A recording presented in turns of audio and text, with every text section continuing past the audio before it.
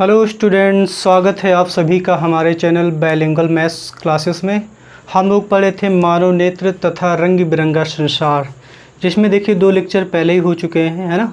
और first chapter मैंने physics का कंप्लीट करवा रखा है। अगर आपने नहीं देखा है तो आप उसको जाके देख सकते हैं, जो लगभग 13-14 पार्ट्स में जाके कंप्लीट हुआ है। काफ़ी बड़ा चैप्टर था और मैंने हर एक चीज़ को अच्छे से एक्सप्लेन करने की कोशिश की है। ठीक है, आज हम फिर एक नए कंसेप्ट के साथ और नए जोश के साथ आपके बीच हाजिर हैं। आज हम लोग पढ़ने वाले हैं प्रिज्म और उसमें किस तरीके से अपवर्तन होता है। उसके बाद हम लोग पढ़ेंगे वर्ण विक्षेपण क्या होता है, प्रिज्म द्वारा श्वेत प्रकाश का वर्ण विक्षेपण या फिर इसी को परिक्षेपण बोलते हैं। देन उसके बाद हम लोग पढ़ेंगे प्रकाश का प्रकीर्णन क्या होता है, उसके बाद वायुमंडलीय अपवर्तन, और उसके बाद फाइनली चैप्टर कंप्लीट हो जाएगा। बस इसके बाद कल एक लेक्चर और आएगा जिसमें मैं इसके न्यूमेरिकल्स आपको सॉल्व कराऊंगा। ठीक है ना।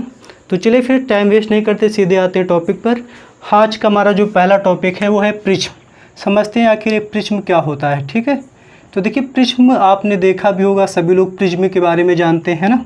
बट प्रिज्म को समझने से पहले मुझे एक शब्द का मैं यूज करूँगा, समांग माध्यम। आखिर समांग शब्द का मीनिंग क्या होता है, तो उसको समझाने के लिए मैं एक छोटा सा एग्जांपल आपको देता हूँ। सपोज करिए आपने किसी बर्तन में पानी ले लिया, ठीक है, या आपने क्या कर दिया, पानी ले लिया, ठीक है, और आपने इसमें जो है क्या किया, चीनी को मिक्स कर दिया, ठीक है, या फिर आप ऐसे कह लीजिए कि आपने जो है चीनी का शरबत इसमें रखा है। ठीक है, अब आप मुझे एक चीज़ बताओ, जैसे मैं क्या करता हूँ या फिर आप ही करते हैं, आपने यहाँ का पानी पिया या फिर शरबत पिया। आपने शरबत ले लिया, सीधा सीधा मैं बता देता हूँ, या फिर पानी लेने के बाद आपने चीनी मिक्स कर दी, बात वही हुई। आपने क्या किया, यहाँ का शरबत पिया, उसके बाद यहाँ का शरबत पिया और यहाँ का शरबत पिया। क्या आपको इन तीनों जगहों के जो शरबत आपने पिए, यानी कि जो आपने मीठा पानी पिया, क्या उसमें कोई डिफरेंस लगेगा आपको? कहीं आपको ऐसा तो नहीं लग रहा? आई होप आपने बना के पी लिया होगा, है ना, क्योंकि मैं कहूँ तो आप इमेजिन करते रहिए। ठीक है ना। तो क्या आपको कहीं ऐसा लगेगा कि यहाँ का जो शरबत था वो कम मीठा था, जबकि इस जगह का जो शरबत था बहुत ही ज़्यादा मीठा था? तो आप कहेंगे मुझे ऐसा नहीं लगेगा, तीनों जगह का शरबत एक जैसा था, यानी पूरा का पूरा जो मिश्रण था वो एक जैसा था। इसीलिए मैं इस मिश्रण को बोलूँगा समांग मिश्रण, यानी समांग का मतलब इस सभी जगह एक जैसा है। ठीक है ना। तो आई होप आप समांग शब्द का मतलब समझ गए होंगे।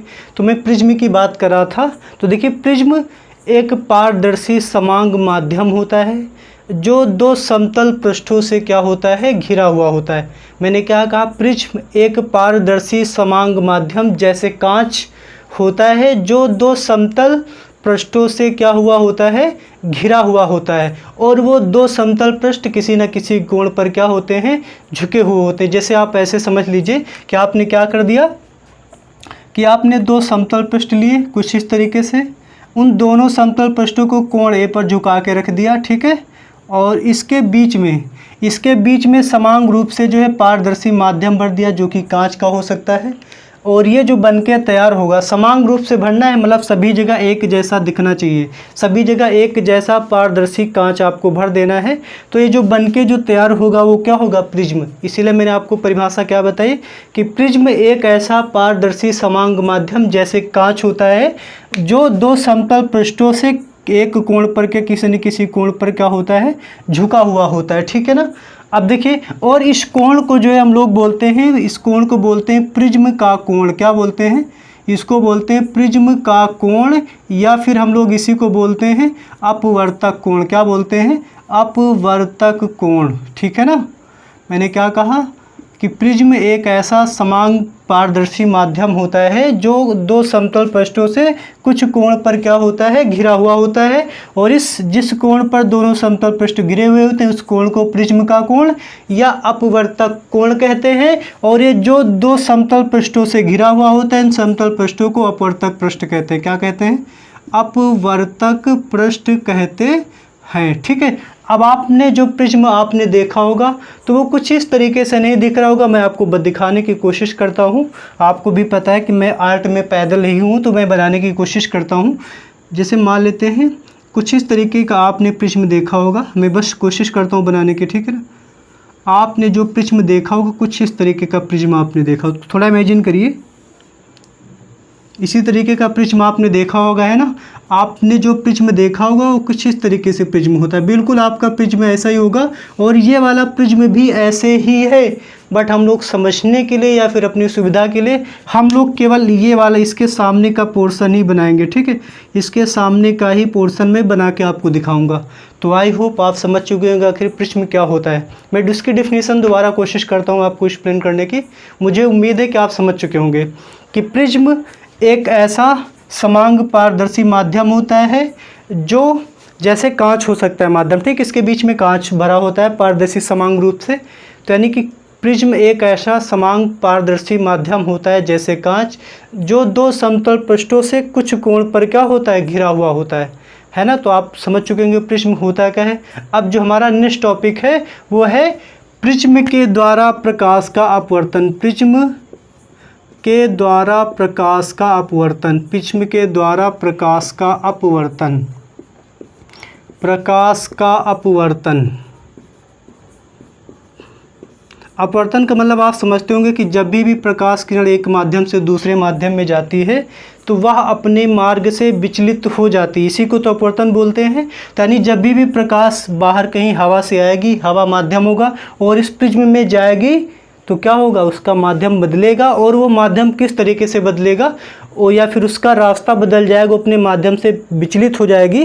वो विचलन किस तरीके का होगा, उसी को हम लोग अपवर्तन बोलते हैं।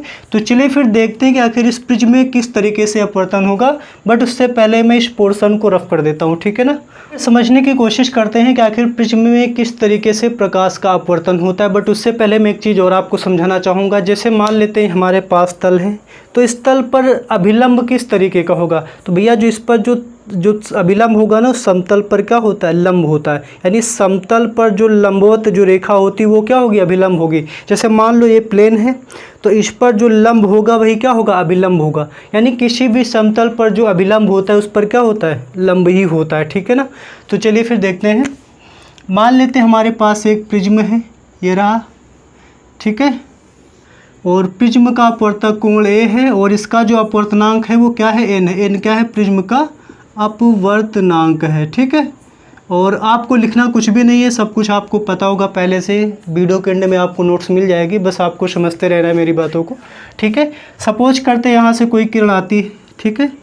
एक किरण आई है। अब आपको पता है किरण हवा से देखिए किस में जाएगी, कांच, क्योंकि प्रिज्म है जो कि कांच से बना हुआ होता है।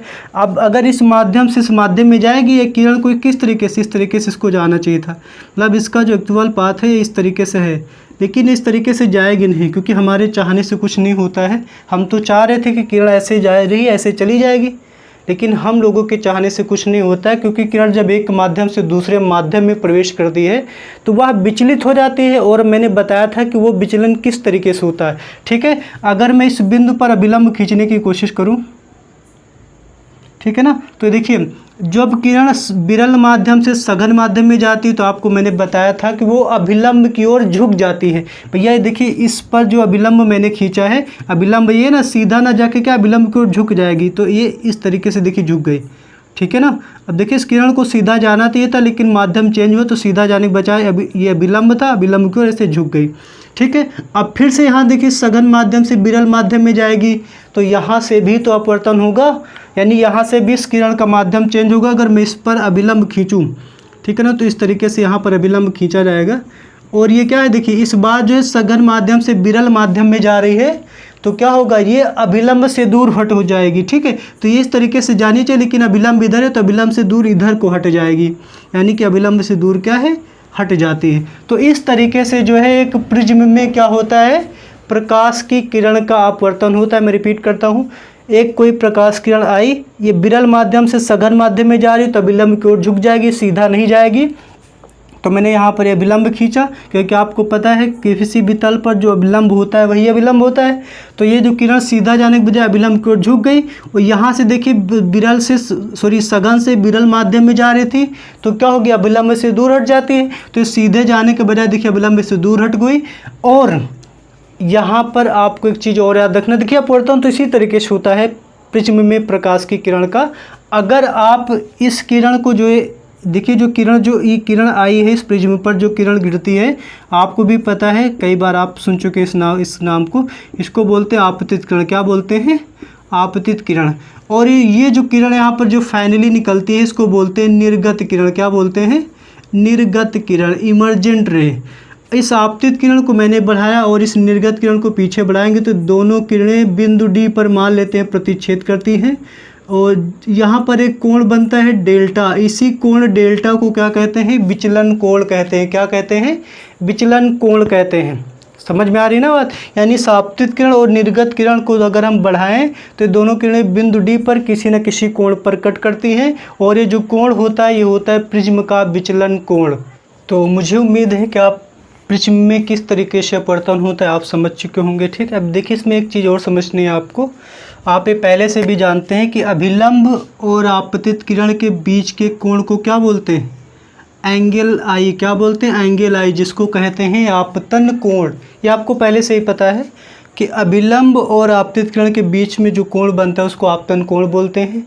अब आप थोड़ा सोचिए, अगर मैं इस आपतन कोण का मान धीरे धीरे बढ़ाता जाऊं, तो जब भी आप इस आपतन कोण का मान धीरे धीरे बढ़ाते जाएंगे तो इस विचलन कोण का मान क्या है? घटता जाता है। जैसे जैसे मैंने क्या कहा, आप इसका मान बढ़ाते जाइए तो इस विचलन कोण का मान घटता जाएगा। तो एक ऐसी स्थिति आ जाएगी, देखिए इसमें आपको पता है कई सारे रंग के प्रकाश की किरणों को अगर आप आपतित कराएंगे, ठीक है ना, तो किसी न किसी रंग के लिए एक ऐसी स्थिति आ ही जाएगी विशेष रंग के लिए कि ये जो विचलन कोण है एकदम न्यूनतम हो जाएगा, मतलब उससे कम फिर विचलन कोण हो ही नहीं सकता। तो उस न्यूनतम विचलन कोण को हम लोग बोलते हैं अल्पतम विचलन कोण या न्यूनतम विचलन कोण कहते हैं, जिसको हम लोग क्या करते हैं? डेलम से प्रदर्शित करते हैं। किससे? डेलम से। और इसको आपको नहीं पता तो आप लिख लीजिए डेल्टा। क्या लिखते हैं? डेल्टा। ये आपको नोट्स में जो मिलेगा उसमें लिखा हुआ मिलेगा डिटेल में, ठीक है ना। तो यानी मैंने क्या कहा कि अगर हम इस आपतन कोण को मान को बढ़ाते जाएं तो किसी न किसी एक विशेष प्रकार के रिंग के लिए ऐसी स्थिति आएगी कि विचलन कोण जो होगा सबसे कम होगा, और उस स्थिति में ये जो विचलन कोण जो सबसे कम है उसको न्यूनतम विचलन कोण अथवा अल्पतम विचलन कोण कहते हैं, जिसको हम लोग डेलम से क्या है? प्रदर्शित करते हैं। ठीक है ना। आई होप आप इतना समझ चुके होंगे। तो ये था प्रिज्म के बारे में और प्रिज्म में किस तरीके से अपवर्तन होता है। अब हमको आगे समझना है प्रिज्म द्वारा श्वेत प्रकाश का वर्ण विक्षेपण या परिक्षेपण क्या होता है। ठीक है ना। तो उसको समझने से पहले मैं इसको रफ कर देता हूँ। तो चलिए फिर हमारा जो अगला टॉपिक है वो है प्रिज्म द्वारा श्वेत प्रकाश का परिक्षेपण या फिर वर्ण विक्षेपण। बट उससे पहले मुझे समझना होगा आखिर इस श्वेत प्रकाश क्या होता है। तो भैया जो सूर्य भगवान का जो प्रकाश होता है उसी को हम लोग श्वेत प्रकाश कहते हैं। और ये आपको भी पता होगा कि जो श्वेत प्रकाश होता है सात रंग के प्रकाश की किरणों का मिक्सचर होता है। इसमें 7 प्रकार के रंग पाए जाते हैं जो श्वेत प्रकाश होता है। आपने भी देखा हो रेनबो बनता है। तभी मुझे इस रेनबो यानी इंद्रधनुष के बारे में मैं अभी आगे डिटेल में पढ़ाने वाला हूँ। ठीक है ना। तो श्वेत प्रकाश के बारे में थोड़ा सा समझना है और मैं यहाँ पर एक चार्ट बनाने वाला हूँ। उस चार्ट से आपके बहुत सारे छोटे छोटे ऑप्शनल क्वेश्चन क्लियर होने वाले हैं। तो आप इसको समझने की कोशिश करिए। आप इसको बना भी लेंगे, मैं भी शायद हो जाऊँगा, स्क्रीनशॉट ले लेना। ठीक है ना। शायद मैंने इसको नोट्स में नहीं इंक्लूड किया है, तो आप इसको अपने मन से बना लेंगे। ठीक है ना। मैं बताता हूँ क्या है। मैंने अभी आपको बताया कि श्वेत प्रकाश, तो देखिए श्वेत प्रकाश में जो है 7 प्रकार के रंग होते हैं। श्वेत प्रकाश, ठीक है ना। पहला जो रंग होता है वो होता है बैंगनी। कौन सा होता है? बैंगनी, जिसको वायलेट कलर बोलते हैं। उसके बाद दूसरे नंबर पर होता है जामुनी कलर होता है, इसमें जामुनी कलर जिसको बोलते हैं इंडिगो। उसके बाद होता है तीसरे नंबर पर ब्लू कलर। कौन सा होता है? ब्लू कलर यानी नीला। ठीक है। उसके बाद चौथे नंबर पर होता है ग्रीन यानी हरा रंग। कौन सा होता है? हरा रंग, जिसको जी से प्रदर्शित करेंगे। 5वें नंबर पर होता है येलो यानी कि पीला रंग। कौन सा? पीला रंग। उसके बाद ओ 6वें नंबर पर होता है O for orange. Orange means नारंगी रंग होता है। उसके बाद लास्ट जो 7वां रंग होता है लाल रंग। कौन सा होता है? लाल रंग, जिसको हम लोग आर से प्रदर्शित करेंगे। तो जो श्वेत प्रकाश होता है यानी जो सूर्य का जो प्रकाश होता है उसमें जो 7 रंग पाए जाते हैं, बैंगनी, जामुनी, ब्लू, हरा, पीला, नारंगी, लाल। आप इसको एक शब्द में याद कर सकते हैं, विबग्योर। आपने एक शब्द याद कर लिया, मेरे साथ 2 बार बोलिए, विबग्योर, विबग्योर, विबग्योर, है ना, याद हो गया।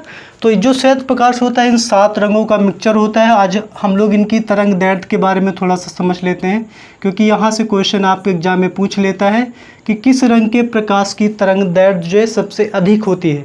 तो आपको तरंग दैर्ध्य याद नहीं करनी है, बस आइडिया लेना है, ठीक है। तो इसकी जो तरंग दैर्ध्य होती है वो होती है 4000 से 4500 एंगस्ट्रॉम, ठीक है ना। और इसकी जो तरंग दैर्ध्य होती है 4500 से 5000 एंगस्ट्रॉम, ठीक है ना। और इसकी जो तरंग दैर्ध्य होती है वो होती है 5000 एंगस्ट्रॉम से लेके 5500 एंगस्ट्रॉम तक। और इसकी होती है 5500 से लेके 6000 एंगस्ट्रॉम। और इसकी होती है 6000 से लेके 6500 एंगस्ट्रॉम। और इसकी होती है 6500 एंगस्ट्रॉम से लेके 7000 एंगस्ट्रॉम। और इसकी जो तरंग दैर्ध्य होती है 7000 से लेके 7800 एंगस्ट्रॉम। ये होती है इन प्रकाश रंगों की तरंग दैर्ध्य, ठीक है ना। तो आपने अगर ये टेबल याद कर ली तो आपको इतना तो पता हो गया होगा कि जैसे जैसे हम लोग नीचे बढ़ रहे हैं उसकी तरंग दैर्ध्य क्या है, बढ़ती जा रही, क्या है, बढ़ती जा रही है, ठीक। तो आप यहाँ से देखिए 2-3 क्वेश्चन आप बता सकते हैं कि जो है बैंगनी रंग के जो प्रकाश किरण होती है उसकी तरंग दैर्ध्य सबसे कम, और जो लाल रंग के जो प्रकाश की जो किरण होती है वो सबसे क्या होती है, उसकी तरंग दैर्ध्य सबसे ज़्यादा होती है। पहला क्वेश्चन आपका यहाँ से क्लियर हो गया कि जो बैंगनी रंग होता है उसकी तरंग दैर्ध्य सबसे कम होती है, जो लाल रंग होता है उसकी तरंग दैर्ध्य सबसे ज़्यादा होती है। अगर आपको 4 रंगों की प्रकाश की किरणें दे दी, पूछा कि उसको आप अरेंज करके दिखाइए, तो आप ऐसे डिक्रीजिंग आर्डर में जो लिखा हुआ अगर ये पैटर्न आपको याद रहा तो आप वहाँ से इजीली जो है उनको अरेंज कर पाएंगे। अगर सिंपली पूछा तो सबसे ज़्यादा जो तरंग दैर्ध्य किस रंग की होती है तो क्या बताओगे, लाल रंग। अगर पूछा जाए सबसे कम तरंग दैर्ध्य किस प्रकाश की होती है तो जो बैंगनी रंग का जो प्रकाश होता है उसकी तरंग दैर्ध्य सबसे कम होती है, ठीक है ना। अब देखिए आपको ने एक रिलेशन पढ़ा होगा 9th में कि जो आवृत्ति और तरंग दैर्ध्य हैं, आवृत्ति और तरंग दैर्ध्य ये दोनों एक दूसरे के उल्टे होते हैं, कुछ कंडीशन पर होते हैं, ठीक है ना। तो आपको पता है अगर लाल रंग की तरंग दैर्ध्य अगर इसकी सबसे ज़्यादा है तो इसकी जो आवृत्ति होगी, भैया जब तरंग दैर्ध्य सबसे ज़्यादा है तो इसकी जो आवृत्ति होगी वो सबसे कम होगी, क्या होगी, सबसे कम होगी, ठीक है।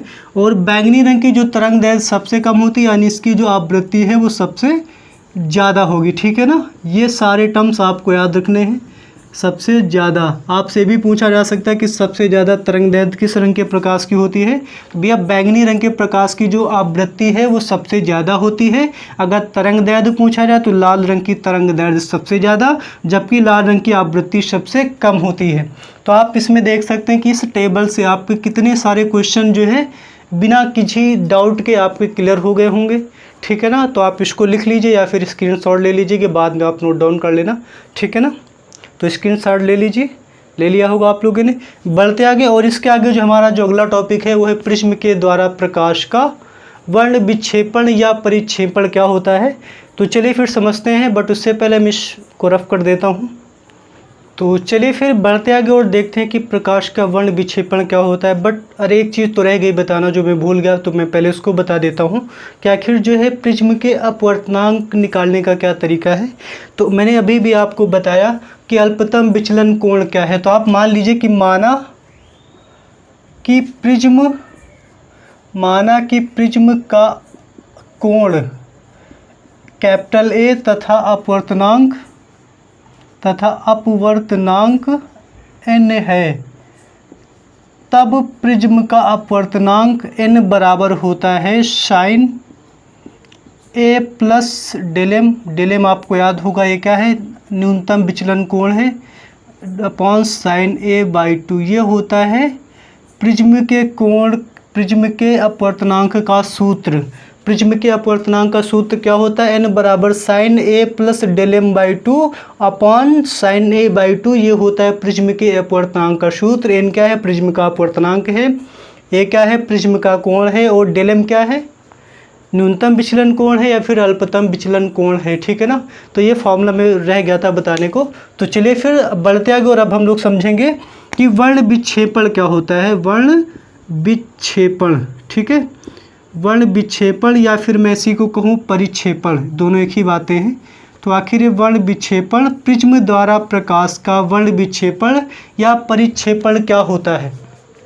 तो अभी अभी आपने थोड़ी देर पहले देखा था कि जो सूर्य का जो प्रकाश होता है, यानी कि जो श्वेत प्रकाश होता है, उसमें 7 रंग का प्रकाश की किरणें पाई जाती हैं। आपने देखा था श्वेत प्रकाश में 7 रंग के प्रकाश किरणें होती हैं। तो होता क्या है कि जब भी कोई श्वेत प्रकाश किसी प्रिज्म में से गुजरता है तो वह अपने 7 अवयवी रंगों में विभक्त हो जाता है। प्रकाश की यही घटना जो है प्रकाश का वर्ण विक्षेपण कहलाती है। मैंने क्या कहा कि जब भी प्रकाश किसी जो है प्रिज्म से गुजरता है तो वह अपने 7 अवयवी रंगों में विभक्त हो जाता है। ठीक है, प्रकाश की इस प्रक्रिया को या फिर इस घटना को जो है वर्ण विक्षेपण कहते हैं। ठीक है, जैसे इसको आप और एग्जाम्पल समझ सकते हैं। जैसे मान लेते हैं, मैं थोड़ा सा डायग्राम बना के समझाने की कोशिश करता हूँ कि जैसे मान लेते हैं हमारे पास प्रिज्म है। ठीक है, और प्रिज्म यहाँ से कोई श्वेत प्रकाश गया इस तरीके से। ठीक है, तो ये इसका जो रास्ता था कुछ इस तरीके से था, लेकिन ये यहाँ से क्या होगा, अपने 7 अवयवी रंगों में विभक्त हो जाता है। जैसे कि एक किरण इधर को गई, एक किरण इधर को गई, इधर इधर इस तरीके से, यानी विबग्योर ओ आर, यानी कि जैसे ही श्वेत प्रकाश यहाँ प्रिज्म पे आपतित होगा तो अपने 7 एक साथ हो गए, 1 2 3 4 5 6 7 यस। तो ये 7 अवयवी रंगों में विभक्त हो जाता है और प्रकाश की ये जो घटना है वर्ण विक्षेपण या फिर परिक्षेपण कही जाती है। अगर आपने यहाँ पर पर्दा लगा दिया होता तो आपको यहाँ इस पर्दे पर जो है 7 रंग के प्रकाश का वर्ण समूह देखने को मिलता। मतलब इस स्क्रीन पर आपको 7 रंगों की पट्टियाँ देखने को मिलती। ठीक है ना, और ये जो 7 रंगों का जो समूह होता है इसको हम लोग वर्णक्रम या फिर स्पेक्ट्रम कहते हैं।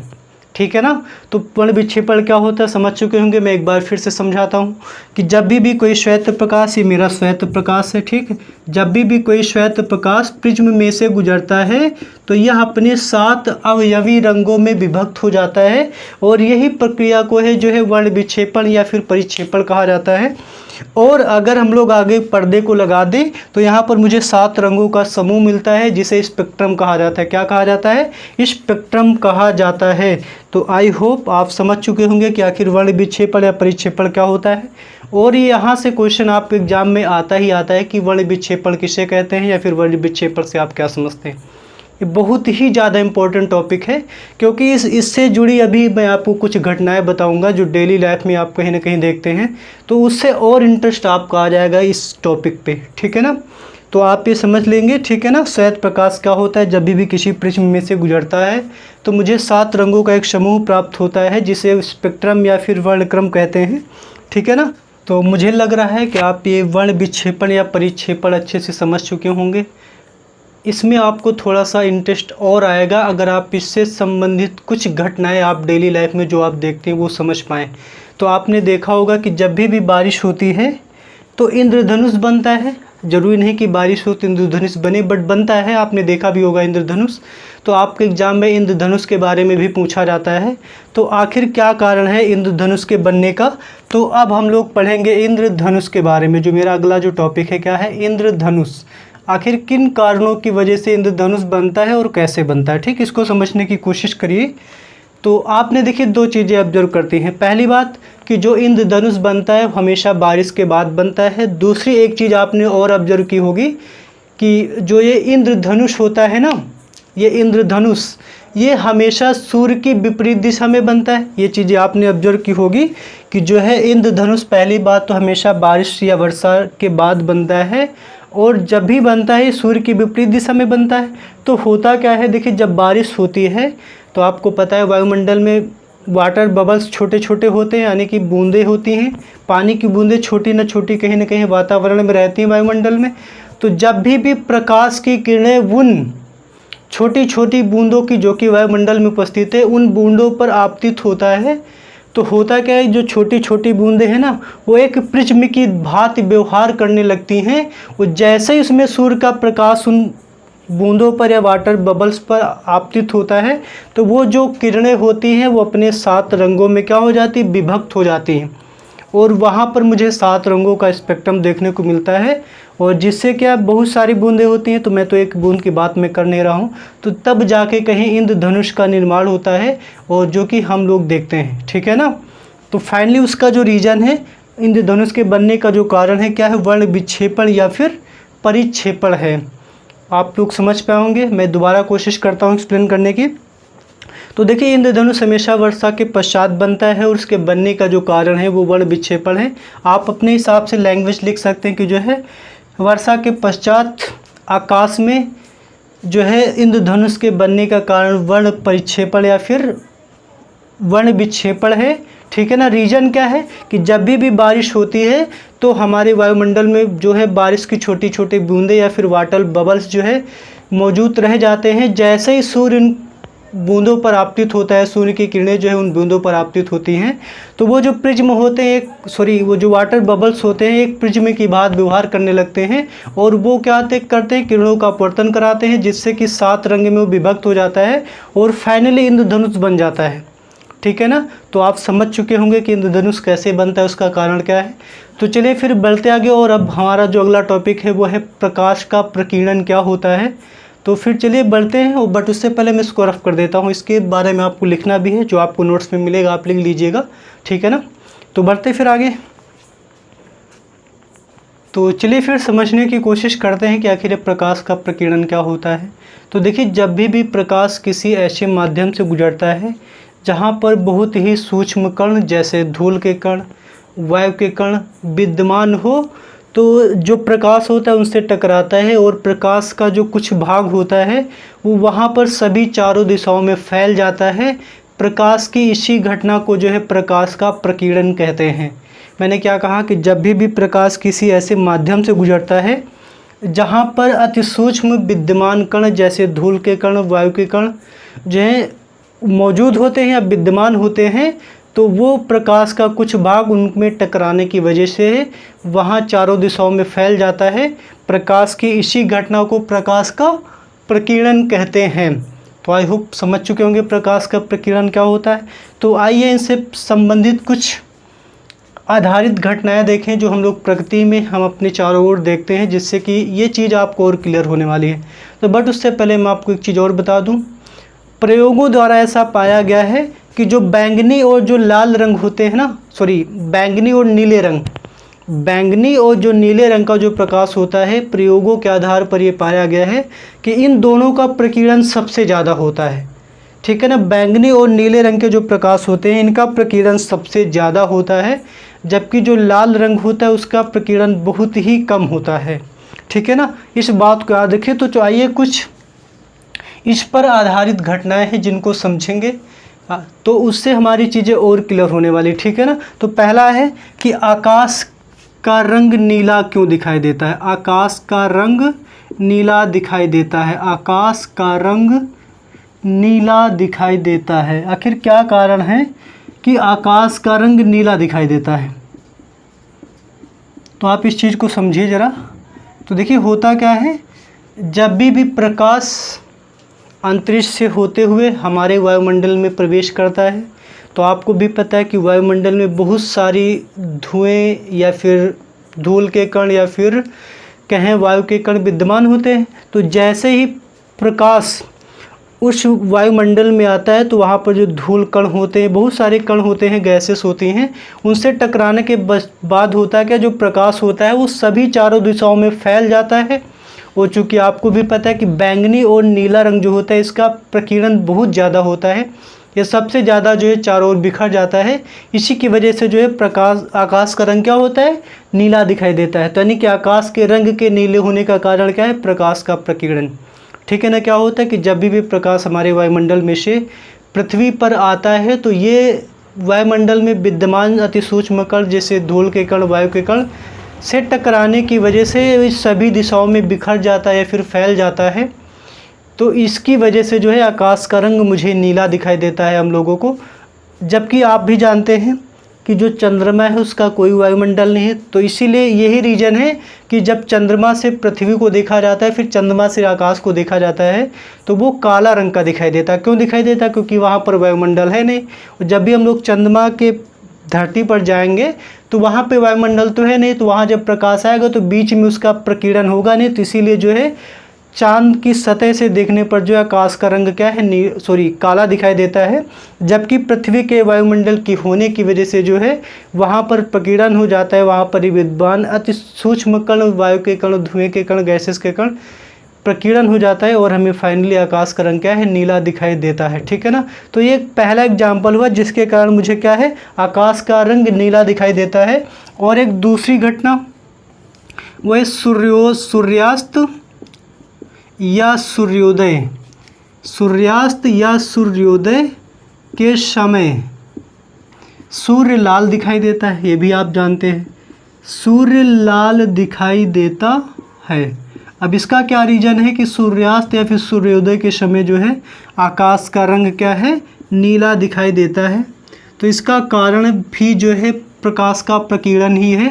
प्रकाश के प्रकीर्णन के कारण ही सूर्योदय या फिर सूर्यास्त के समय जो है सूर्योदय या फिर सूर्यास्त के समय जो है मुझे सूर्य क्या है, लाल दिखाई देता है। ठीक है, समय सूर्य लाल दिखाई देता है। देखिए रीजन क्या है, रीजन वही है प्रकाश का प्रकीर्णन। कैसे होता है आप भी देखते होंगे कि जब सूर्योदय या फिर सूर्यास्त के समय की अगर मैं बात करूं तो आपको भी पता है उस समय में जो है सूर्य और पृथ्वी के पृष्ठ की जो दूरी है क्षैतिज दूरी हो जाती है ना।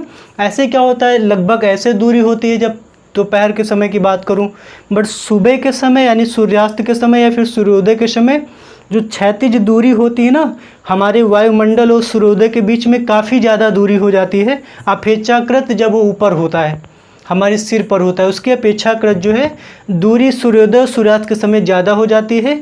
जब वहाँ से प्रकाश की किरणें पृथ्वी की ओर चलती हैं यानी हमारे वायुमंडल की ओर चलती हैं तो दूरी बहुत ज़्यादा होने के कारण जो नीला और जो बैंगनी रंग होता है उसका प्रकीर्णन तो रास्ते में ही हो जाता है।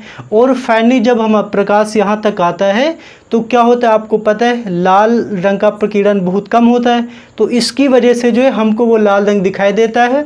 और दूरी ज़्यादा होने के कारण की वजह से नीले और बैंगनी रंग का प्रकीर्णन हो जाता है, जिसका वो मुझे रंग नज़र नहीं आता हम लोगों को। और लाल रंग का प्रकीर्णन कम होने की वजह से केवल और केवल हम लोगों को लाल रंग ही दिखाई देता है। इसी की वजह से जो है सूर्योदय और सूर्यास्त के समय क्या है, सूर्य हम लोगों को लाल दिखाई देता है।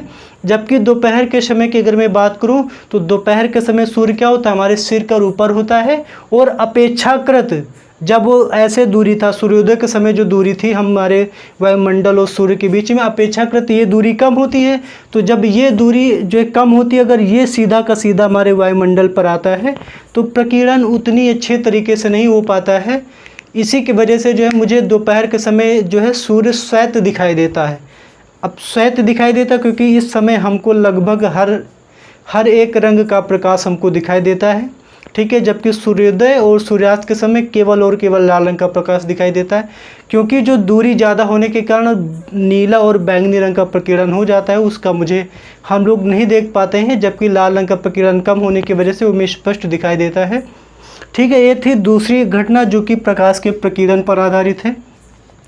और तीसरी घटना है वो है खतरे के सिग्नल का लाल होना। खतरे के सिग्नल का लाल होना, खतरे के सिग्नल का लाल होना। आखिर खतरे का सिग्नल जो होता है वो लाल ही क्यों बनाया जाता है, उसका भी रीज़न जो है प्रकाश का प्रकीर्णन है। क्योंकि आपको पता है अंधेरे में या फिर कोहरे में जो है मुझे बाकी सारे कलर बहुत कम दिखाई देते हैं, जबकि जो लाल रंग है वो थोड़ा ज़्यादा कोहरे या फिर कहें कि अंधेरे में ज़्यादा बेटर दिखाई देता है। क्योंकि रीज़न वही है, अगर हम लोग किसी और रंग का अगर हम लोग खतरे का सिग्नल बनाएंगे तो उसका प्रकीर्णन हो जाएगा, जबकि लाल रंग का जो होता है उसका प्रकीर्णन बहुत अच्छे तरीके से नहीं हो पाता है और फाइनली वो हमको जो है दिख जाता है। ठीक है ना, यही रीज़न है सिर्फ कि जो खतरे का जो सिग्नल होता है वो क्या होता है, लाल रंग का बनाया जाता है। तो आई होप आप प्रकाश का प्रकीर्णन और इस पर आधारित कुछ जो घटनाएं हैं जो हम लोग डेली लाइफ से जुड़ी हुई आपने देखते हैं, रेगुलर देखते हैं, तो ये आपको समझ में आई होंगी या फिर मेरी कोशिश की मैंने समझाने की, है ना। अगर आपको समझ में आ रहा होगा तो आप फिर बताइएगा, है ना, कमेंट बॉक्स में लिख के बताइएगा जैसा भी। अगर कोई चीज़ नहीं समझ में आई तो बताइएगा, उसको मैं नेक्स्ट वीडियो में समझाने की मैं कोशिश करूँगा। ठीक है, अब आज इस चैप्टर का एक लॉस्ट टॉपिक है, बट उस लॉस्ट टॉपिक को समझने से पहले मैं इसको क्या कर देता हूँ, रफ कर देता हूँ। ठीक है, तो आज का जो हमारा लास्ट टॉपिक है वो है वायुमंडलीय अपवर्तन।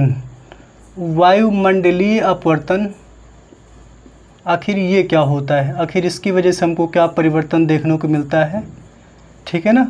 तो आपने देखा होगा कि हमको तारे टिमटिमाते दिखाई देते हैं।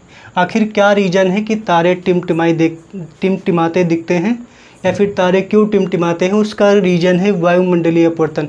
मैं एक बार डिफ्रेंशिएट करना चाहूँगा सारी घटनाओं के बारे में। देखिए, जो मैंने पहले सबसे पढ़ा था वो क्या पढ़ा था, आकाश के रंग का नीला दिखाई देना, इसका कारण क्या है, प्रकाश का प्रकीर्णन है। दूसरा मैंने पढ़ा सूर्यास्त या सूर्योदय के समय सूर्य का लाल दिखना, प्रकाश का प्रकीर्णन है। खतरे के सिग्नल का लाल होना, प्रकाश का प्रकीर्णन है।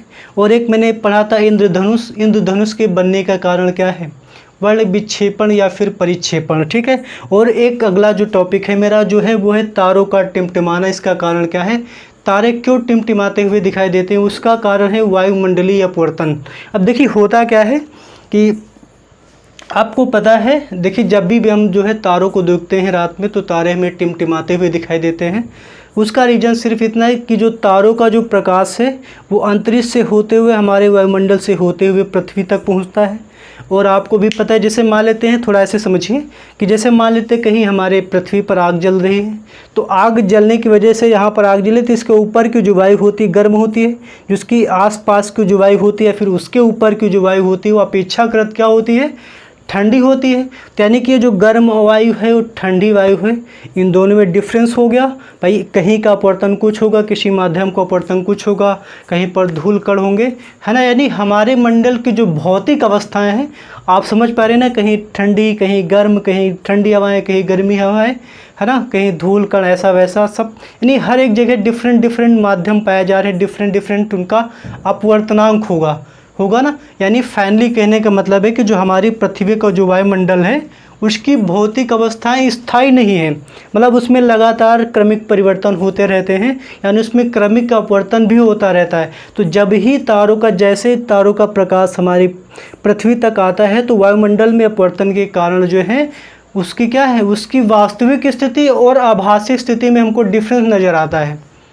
समझे ना, होता क्या, जो वायुमंडल जो होता है, ये जो वायुमंडल होता है ये क्या करता है, जो उसका जो मतलब जो तारों की जो स्थिति है उसको जो है अभिलंब की ओर झुका देता है। ये चीज़ आपको समझ में नहीं आई होगी, आप केवल इतना सा समझ लीजिए कि जो तारों की जो इमेज हम लोग देख पा रहे हैं, जो उसकी वास्तविक स्थिति है, तो वायुमंडल क्या कर देता है, उसको अभिलंब की ओर झुका देता है और उसकी हमको स्थिति जो है कहीं और आभास होने लगती है।